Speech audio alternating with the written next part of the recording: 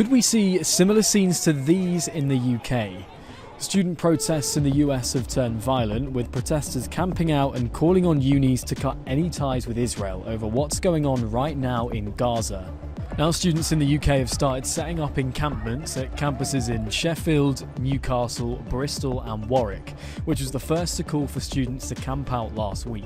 Of course, we are seeing and following what's happening in the US. We are in solidarity with those student movements as well, but we obviously hope that that kind of violence doesn't happen here. This student's chosen to hide their face and not give us their name. We've seen across the UK like a crackdown on the ability to speak freely in support of Palestine.